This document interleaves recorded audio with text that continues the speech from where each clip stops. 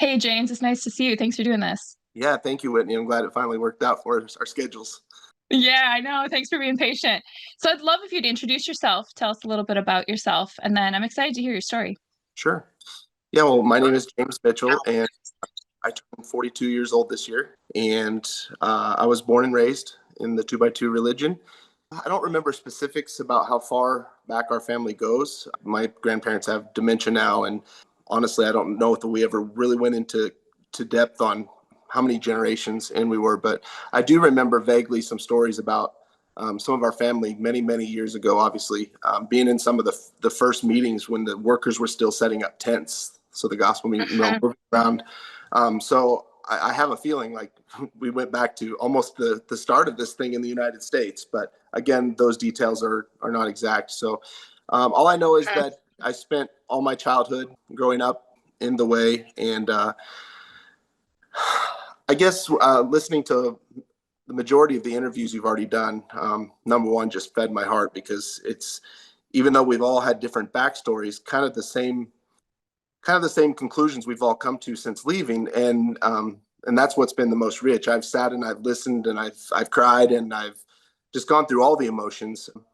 But one thing that I kind of feel like is different about my story is that so many their testimonies with that they were growing up, they had a strong family and it's just filled with love and all that. And so in spite of the way not being perfect, their families were still strong. And I feel like I have the opposite of that story in that our family was very dark, filled with a lot of pain, and just a bunch of broken adults trying to raise children when they were broken themselves. And that was something that went back a couple generations. So it was just like this repeated abuses. And I don't want this whole thing to turn, into a complaint because it's not. I had times of joy as well in my childhood. However, the overarching theme was just everyone being broken and no grace towards the others because they'd never felt grace themselves, and just forwarding all that abuse on to the next generation. And I felt it my portion in my 40 years to break that. Um, Mhm. we came from a low income family of laborers. My grandfather was a brick mason his whole life. He did very well for himself. My grandmother ran in home daycare, and Mhm. that was on my father's side. My mother's side, they were farmers. Again, a lot of kids on her in her family, and I think there were things going on in the homes, whether it was abuse or what back then. And again, the biggest thing I have against this religion is the facade that it creates, or this environment where things go on behind closed doors. That as long as you're still in meetings on Sunday morning and Wednesday nights and conventions, that just nobody talks about it and everything must be fine. And meanwhile, Mhm. you're creating a bunch of damaged adults who have not been able to deal with anything because you weren't allowed to talk about it. And so growing up in a family where I guess my parents were very young when they got married. And based on the timeline of my birth, I even wonder if it was like a forced marriage kind of thing. But either way, they both were only high school educated. Neither really had much in terms of career. They really didn't have a career. And as of the stories I were told, that they were advised that they shouldn't get married because they were both very selfish people, and people were worried about it to begin with. And but yet things progressed as they do in the religion, and they ended up getting married. Then my birth, and then 19 months after me came my twin sisters, and there was no such thing as unconditional love. I don't feel like growing up in our family, it was always you were doing it for appearances, or things were only done for appearances. And meanwhile, in the home life, when the workers weren't there, or we didn't have visitors, it was just toxic. And I think my father, he dealt, especially younger, and come to find out more recently throughout my entire childhood, that with some addiction issues, that he was very abusive towards me, both physically and emotionally. And my mother is a narcissist, and so they were both very selfish people, only focused on their needs. And therefore, I don't know, I feel like I took the brunt of feeling like an inconvenience. And then my sisters came along and it felt like they got a little bit more favor, got a little easier side of it, and I took all the brunt of punishment and abuse throughout much of my childhood. And just this feeling like my father never really wanted me there. And for many years, like the happy times in the home would be when the workers would come, even though back then I didn't understand the economics of it. Like we were not we didn't have extra money. We lived in a mobile home. My sisters would always give up their bedroom for the workers to sleep in their beds. But that was the one time where it felt like things were different. Like we had some peace, or at least some of the abuse and the harsh words and all that stuff would maybe cease for a little bit. Mm-hmm. Much further into my childhood, as I probably close to 10, 11, 12, when my parents' marriage finally fell apart, those times weren't even peaceful, because even though we were seeing such emotionally charged things going on in our home, when nobody was aware of them, when the workers came, the focus was turned to why I'm behaving so badly. And I think little Jimmy, he needs to pray more. He needs to read his Bible more, things like that. And so even at that point, even the workers visiting was not a peaceful thing. And yet no real discussions with us kids about how we understand like what's going on with your parents, and this is hard for you, and we understand why you're acting out or you're doing these things. It was all just, in spite of that, as a child, you need to have a stronger relationship with somebody I've never even really been shown, because in my opinion, when you're a parent, your child's first images of who God is should come from you. And so this image I had created of God was that he's abusive and he's capricious and like he's just looking to punish me any chance he gets. Yeah. And that's not someone you want to be in the presence of. You can't be in the presence of. And so without jumping too far ahead, just going back to my childhood, we had family members who would come and visit from out of state and things like that. And those were happy times in my life. But you see a lot later in life, you see a lot of those adult family members, and they say, they called me Jimmy back then. I was Jimmy. I've been Jimmy and then Jim and James finally in my given name. And they say, back then we would look at you, little Jimmy. You were such a sweet boy, and you were so good, and you were so obedient, and we didn't understand why your dad or why you were treated the way you were. And it's so frustrating to me, because I'm like, well, then why? Why didn't I feel any support? Like, why did I feel so isolated? Here we belong to this one true way where we're supposed to represent the best of all humanity. We're set apart, right? And yet, absolutely, you saw these abuses going on, and yet, maybe my young mind, I didn't see it. I don't know, but I didn't feel any support. I knew I loved having you there because it felt like some of those things stopped when we were in your presence. But as far as ever having an attempt to like rescue me or physically remove that or change that situation, I didn't feel any of that. And to hear that later on from people was really kind of a tough pill to swallow. And then again, I just tried to look back at it like, everyone basically that speaks out about anything within this religion is punished for it. If it's not within just, keeping everybody feeling like everything's okay, status quo, then you're getting a bad spirit, or you're doing the wrong thing. And so again, you can't really hold.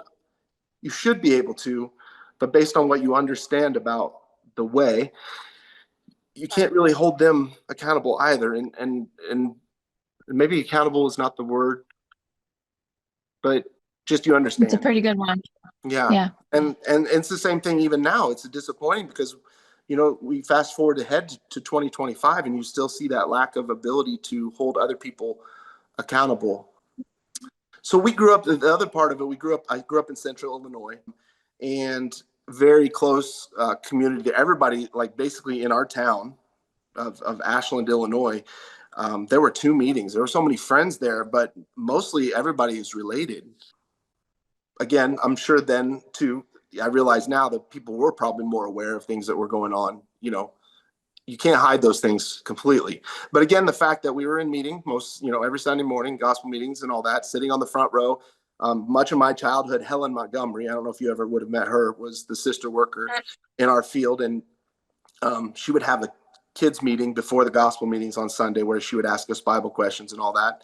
And, all of us kids were on the front row of all those meetings. And, but again, that was what she spent. I don't know how many years it would have been, but again, it was her that ended up in our home during the most tumultuous time, telling me that I'm really disappointed in you, that your behavior and all this. So that became especially painful as well. When I was 13 years old was kind of when everything came to a head with our parents' marriage, and all of a sudden, out of the blue, I found out that my mother had been having an affair, and it probably wasn't the first one that she had, including maybe with some other people within the church at one point. But you're 13 years old, you're starting to think about relationships and all this, and now your world is being ripped apart. Finding out that now you're losing everything. We went through bankruptcy, we lost everything. We were living out of a camper for a while in my grandparents' backyard. And meanwhile, the friends just got super involved, over involved with everything. So on top of us, our world being ripped apart, everybody's talking and running their mouths and just backstabbing and getting involved where they shouldn't be. And to make matters worse, then this is still our mother, and they excommunicated her and then started treating her like she'd done something criminally wrong, including if she tried to come see us, they like some friends would come take us and steal us away to the closest, big city while, just acting like morons, completely just adults acting completely without boundaries. And so that was a very rough time. And meanwhile, you have the brother workers coming to my father and immediately telling him, well, you're free to remarry again. And so my father, who is also very much he needs the companion of a female. Let's just put it that way. He immediately, instead of protecting his children, goes on the route of trying to find another wife within the way. And meanwhile, our whole world is upended. I've never failed classes in my life. I'm failing multiple classes in school. He dates at least one other lady within the work within the religion who was previously in the work. That doesn't work out. And then he meets who would become my stepmom from Wisconsin. And she has 3 boys who would become my stepbrothers. And out of all this story, the second people who both of my parents end up being the biggest blessing of my life. And one of the things I still look back to as God had a hand in that, because he was going to show me now what a good parent, what someone who truly cares for people looks like. And even though it was really ugly what we had to go through to get there, my stepmom is amazing, amazing person. And she has saved me more than I can ever express to her. And we might get to that at some point. And then my stepfather, who my mother left my father for, he was an amazing person as well. And so the second people they end up with are the exact opposite of who they were with to begin with. They were both takers in their first relationship, and they go and end up with people who are givers in their second one, which honestly, that's the only way a relationship can ever work. Unfortunately, it's to someone's detriment, right? One's got to be a giver and one's got to somewhat be a taker. You can't have 2 takers for sure. You can have 2 givers. You can have 2 givers, but you can't have 2 takers. There's nothing left. And so they end up with people who are very kind to us children.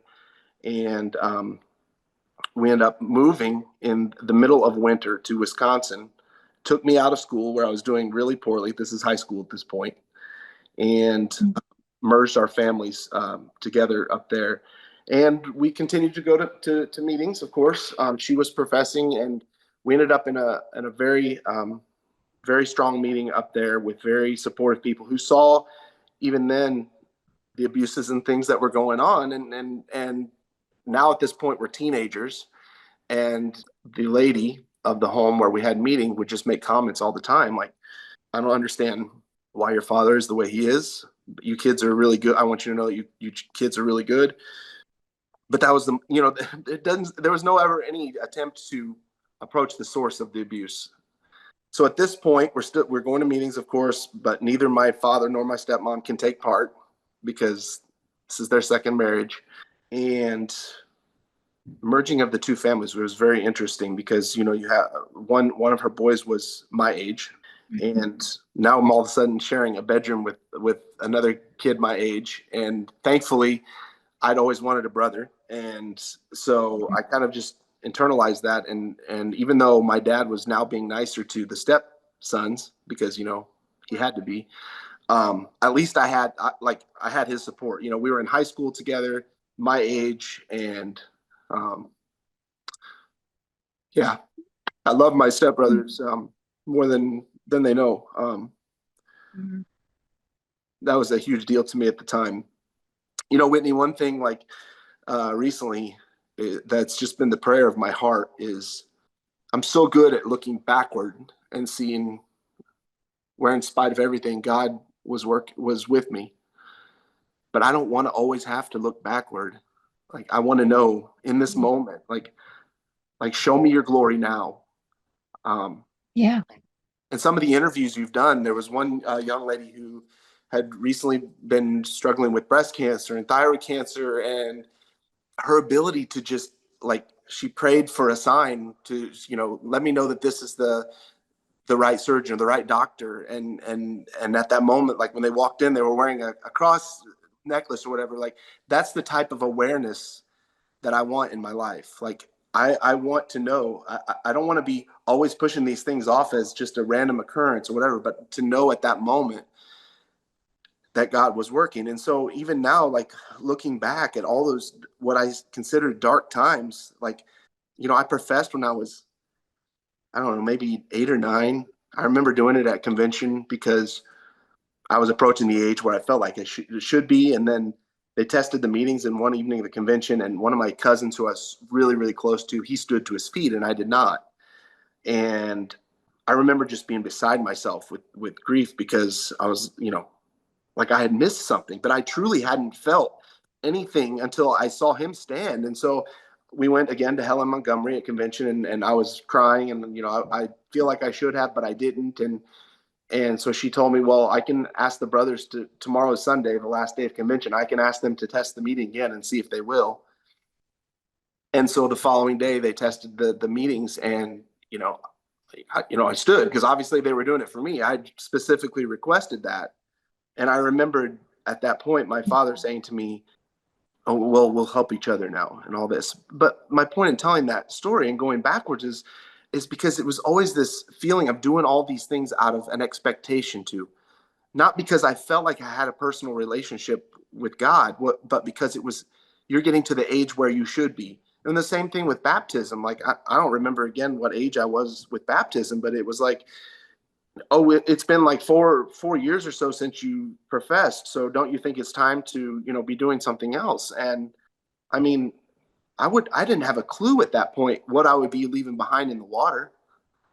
I mean, it was just something that I felt like I should do. And so, you know, again, entering a early adulthood where you supposedly came from the one true set apart people, feeling like you don't have a relationship with God. And when I left home after graduating high school in 2002, I basically would just, at that point, there were many nights where prior to that I would lay in bed and I'm so ashamed to think this now, but I wish that my dad would pass away because it was so miserable. We living under, if it wasn't the physical abuse, it was the emotional abuse of, you weren't allowed to do anything outside of the home other than go to school. You weren't allowed to try to have a job, all these things. And so then you suddenly are graduating high school and you're thrown out into the world with zero experience. I've never, even intermingled with any friends if I had any from school. Mhm. And now you're being thrown into a situation where I'm supposed to be going to college with absolutely no idea what I want to do. So I applied and got into University of Wisconsin Platteville for software engineering. And then briefly there felt like I should maybe go into work. And then realizing that no, that was just part of more of my confusion about just having no aims whatsoever. And so I was living in a house with two of my stepbrothers and a kid from the home where we went to meeting. He was in college as well. And I didn't actually start classes because the first weekend that I was, one of the first weekends I was there, I went to Eagle Bend, Minnesota with a friend for convention. And it was at that convention I met my first girlfriend. And I was so lost as a person and as I mean just a kid. And I didn't start classes. I went to visit her and her family right after that, and her mom was very kind to me. And looking back now, I realized that she probably saw how lost I was as far as what I should be doing in life. And she said, "Well, if you're gonna be dating my daughter, I mean, you can't. May as well move up here. You know, like." And I was like, "Well, I don't have a job. I don't have I don't have anywhere to live." Mhm. And so that was when she got me into contact with some of the friends there in Minneapolis, older couple, and they let me rent just a bedroom in their house.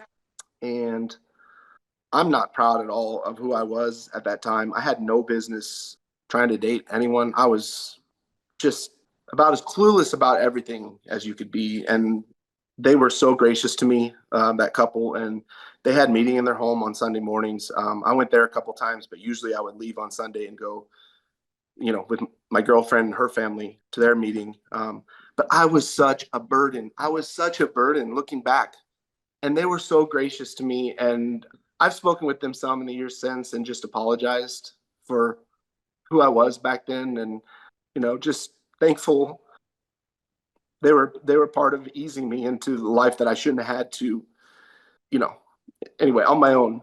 Anyway, that didn't work out. In the long run, I was just super unhealthy. I couldn't hold a job. Mentally, I was in a place where if I wasn't with my girlfriend most of the time, that she was going to cheat on me, right? Because that's how relationships went. That's how everybody does it, Mhm. right? People have affairs. There's no fidelity. And guess what? Those relationships don't work out. When you're that clingy, when you're that unfocused, when you don't have any goals in life, you're a threat to the girl, the family, everything. And so, of course, that fell apart. And I ended up moving back to Illinois.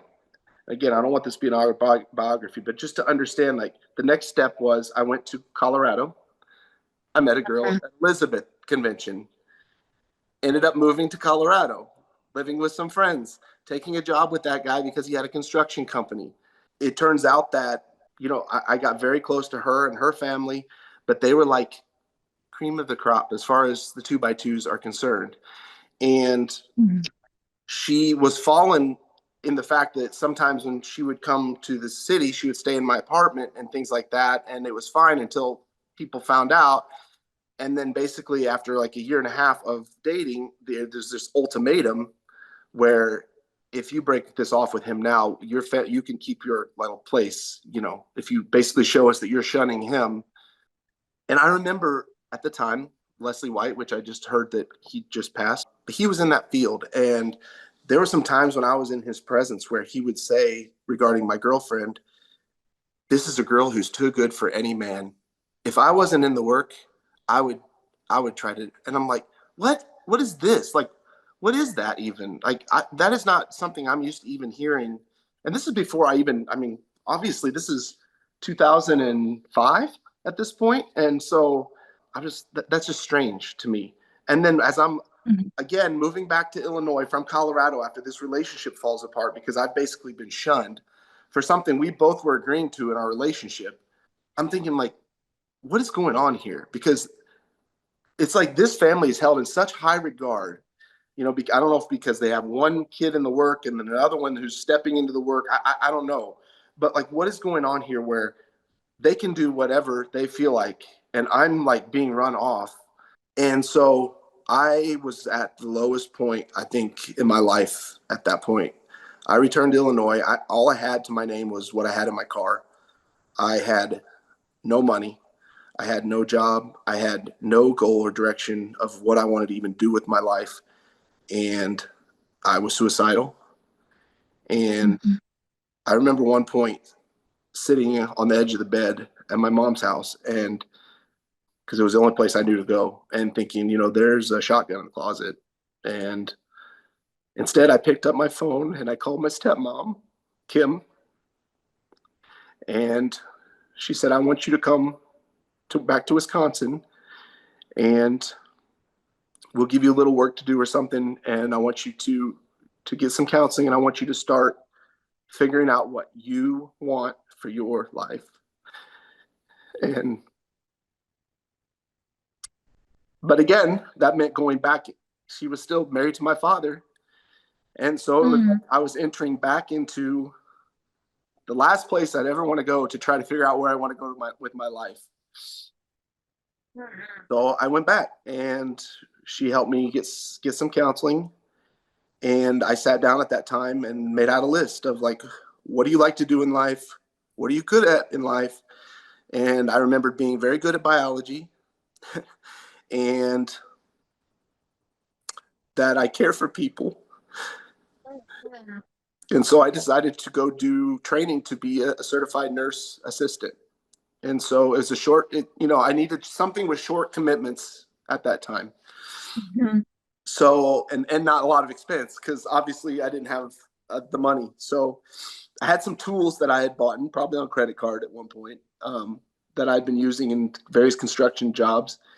And my stepbrother bought them from me, even though he didn't need tools, and gave me the money that gave me some money to pay for my CNA courses. And then also allowed me to come live in one of their bedrooms while I took those courses in Madison, Wisconsin. And so I started that, and I finished it. So that was one thing. So I just started to add to my list of things to help move me forward whenever all my lists before had been failures, it felt like. And so I met a girl. I keep coming back to that, at the Mm. Sterling convention, and we ended up getting engaged, and we were supposed to be married in 2006, and we had already had our wedding shower and all of that. And I think the wedding was like 2 weekends away. And I went to see her one weekend at college, and again, she went to meeting. Her family went to meeting. Her stepdad was previously a worker many years ago.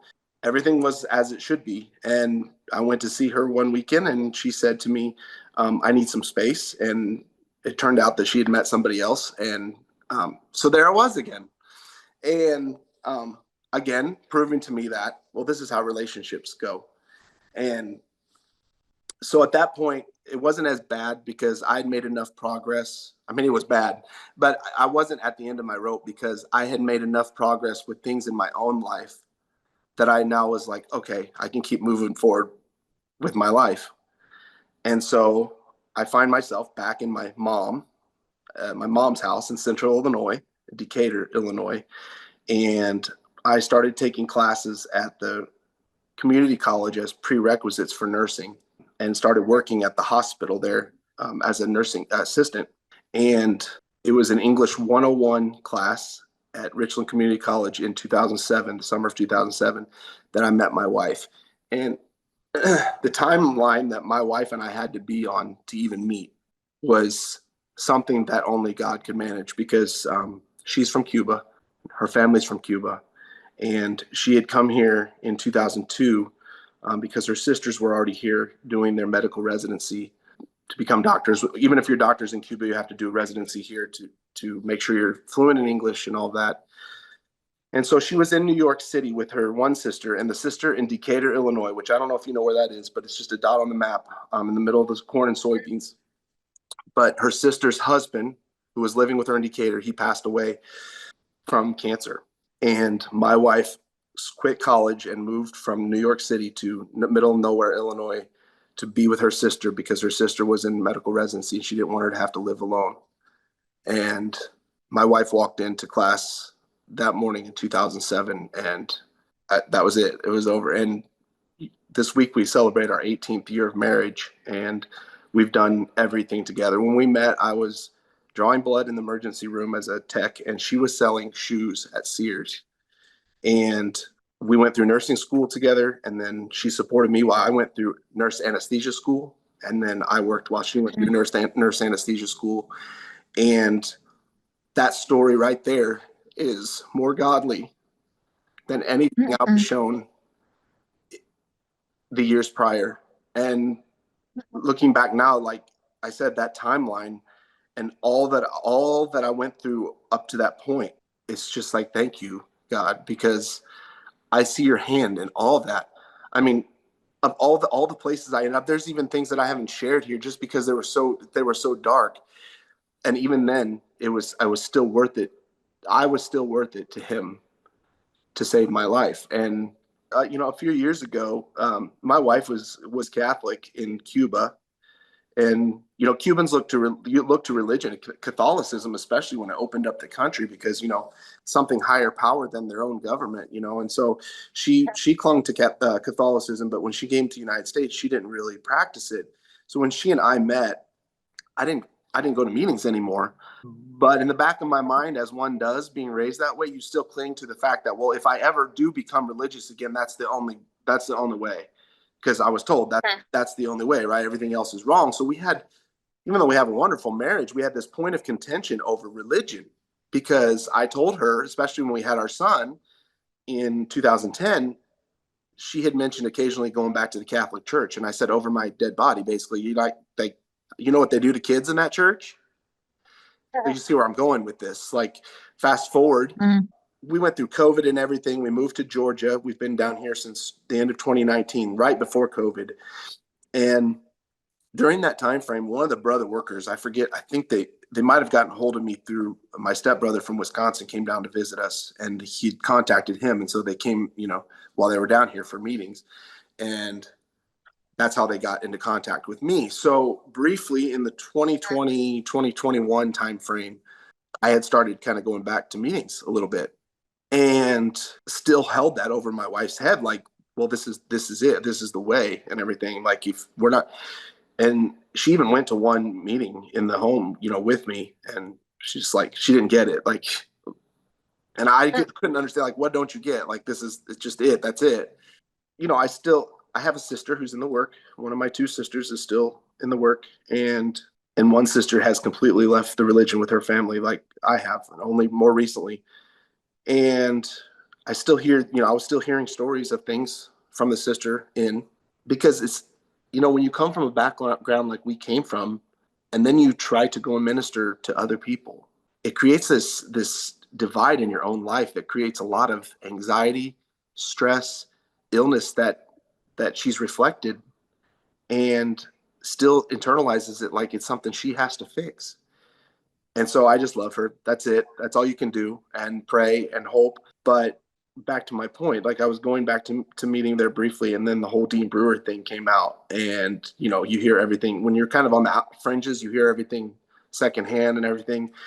But it was at that point where I went to my wife and I was like, I am so sorry. Like, I held this all these years like that. And I was like, this is not it. This is not it either. Like, I don't want to go to Catholic church, but this is definitely ugly. And there's more stuff coming out all the time. And based on what I experienced growing up, I know that this is true, and that this is deeper and uglier. And the fact that I'm sorry, everybody on the inside, it seems like, felt like that people were going to deal with it. From an outside perspective, I thought, this is never going to get dealt with. This will just get shoved under the carpet, just like everything else does. And I haven't been proven wrong yet. And so at that point, I remember that same brother worker, he contacted me like, can we have coffee? And I said, yeah, sure, absolutely. I'll have coffee with anyone. And I remember sitting there drinking coffee with him, and he was just expressing to me all this grief and anguish out of a lot of the churches in his field. Like, they didn't want him coming to their house. And I let him go on for a while. And I said, okay, I don't know what you wanted me to say here, but I'm going to give you the 40,000 foot view, because I've been out technically a long, long time, and I don't see this like you do. I said, they have every right to feel the way that they're feeling about that. At the very least, you have to give them space to feel that. And I said, as painful as that might be to you right now, maybe you have to find one of the homes that is open to you no matter what, and batch down for a while or whatever.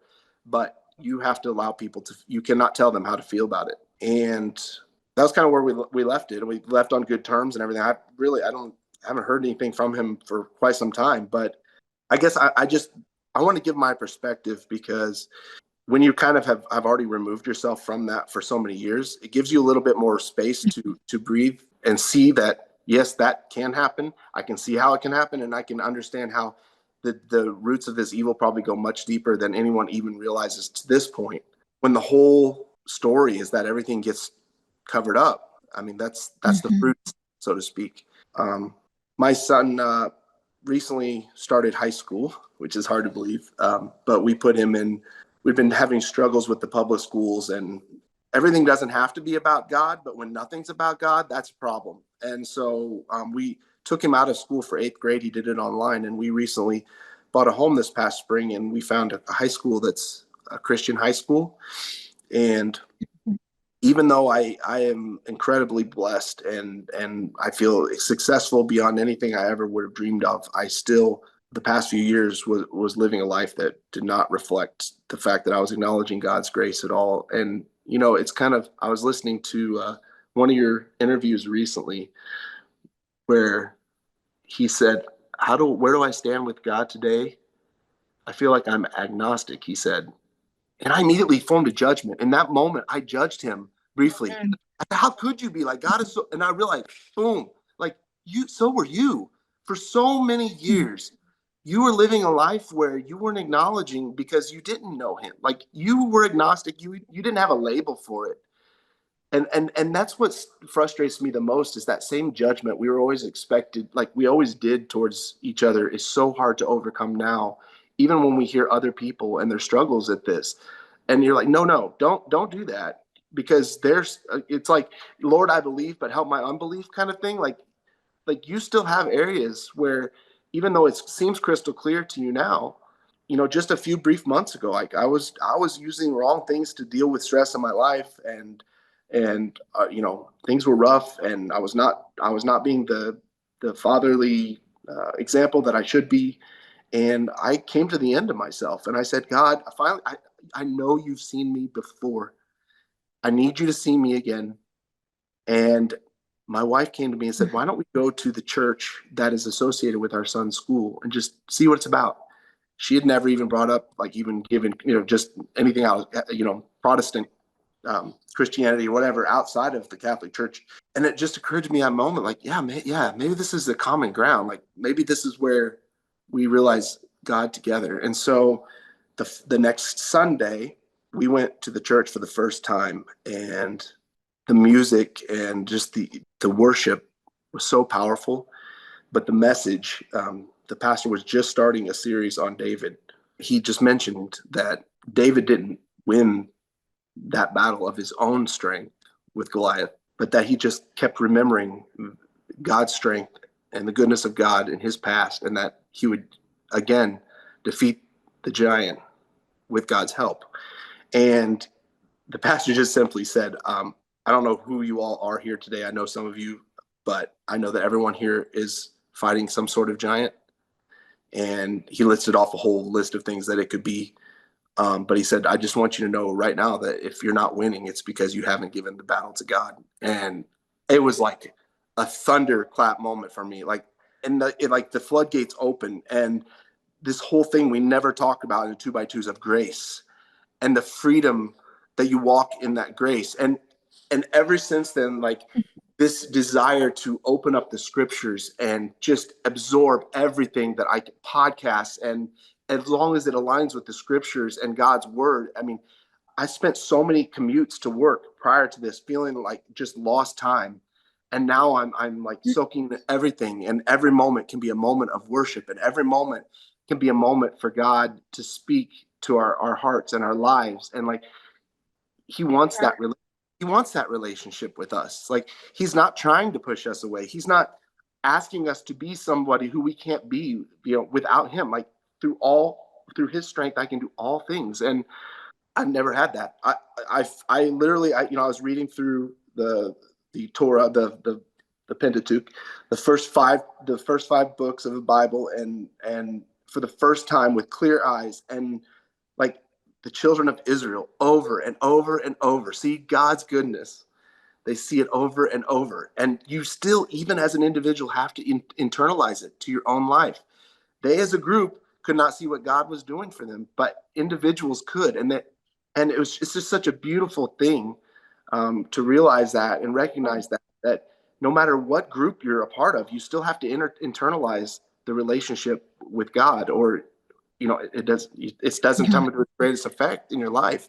And so it's just been the past few months. And then, of course, I found the Connecting and Concerned Friends and the interviews, and just going through those and turning out more and more all the time. And at one point I was like, well, I don't think my story is probably not that useful. But then I'm like, no, that's a tool that the devil uses to tell you, like, you're the only one that would mess up like that. And, and I just know that these stories, if they've helped me, that there's somebody out there, um, you know, the 2x2 religion tries to act like it's the promised land when actually it's more like the false witnesses who came to the children of Israel the first time they tried to enter and gave them a false report. Because in this life right here, in this life we're currently living, we're supposed to be living in a manner that God's kingdom can come now, like in this time, not just eternity, but that we can create a small example of that in this life, that we can have the kingdom now, even though he has not returned yet. And what they've taught me was like these false witnesses coming out and be like, you can't have that. You can't have that right now. And so instead I went and spent 40 years in the wilderness, almost literally, because that's how long I've been alive. And only now I'm finding out what's truly the promised land, like what's truly the kingdom of God, what truly we can enjoy and partake in now.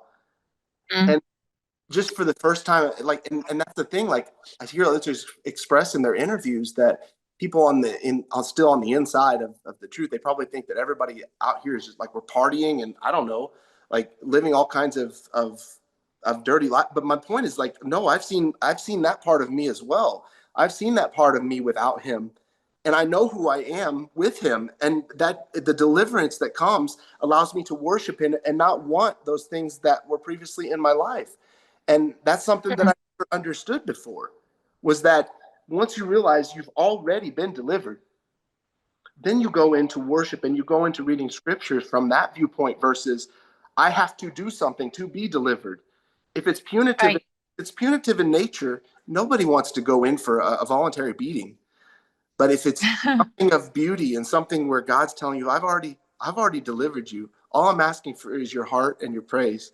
And then it becomes so beautiful, and it wakes this hunger in you.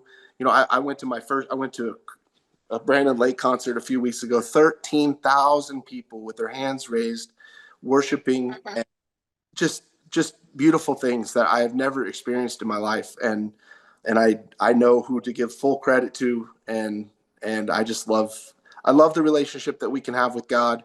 I love the freedom of the grace that's been provided. And the biggest relief in my life is knowing that, like, I don't know why I've tried to do things in my own strength. I've tried to raise myself up by my own bootstraps. I've tried and I fail every single time. But when I just leave it all in prayer and leave it all to God, it's already been delivered. And all I say is thank you, thank you, thank you, praise you. So That's amazing. I want to take a moment to honor your bravery and even talking about it. Because, like you say, it's so easy to say, like, oh, what's my story? Or maybe my story isn't like everybody else's, so I don't want to share it. But I want to honor your bravery in talking about the hardships that you've seen and experienced and been through. I want to honor your resiliency. And I love what you talk about, that because nobody had experienced grace, they had no grace to share with the people around them. And broken individuals treating each other that way is a result of no grace. No grace for themselves, no grace from their creator, their God, and that just creates so much hurt. And I'm sorry you experienced that. And it's thrilling to hear about your acceptance of grace and your experience with grace and how that's transformed you. I think it's just an incredible story. I'm really glad you shared it with me. well, thank you, and I appreciate all that you're doing. I've joined the Concerned and Connected Friends page, and I have this deep-seated desire now to I don't know, do a discipleship or something like that, just to deepen my own understanding and to help others. You have my contact if there's more I can do. And again, I appreciate all. I look forward to hearing more interviews, because the more that we can hear, the more enriches our lives. And then again, just this desperate plea to those out there who are questioning or want to know more, that if they ever want to talk, it comes from a place of absolutely zero judgment, just love, and want to reflect the same grace that I've been shown, that it really is okay to be delivered again. That God still does deliver from places people are not supposed to be, and we just have to listen to that. If we feel like there's a place to be delivered to, that we should probably follow. So Thank you so much. There's really nothing more I can add, but I just appreciate you taking the time. I'm really glad that you were patient in aligning our schedules and making this work. It's been worth the time. Thanks, James. Thank you so much, Whitney. You take care. Yeah, you too.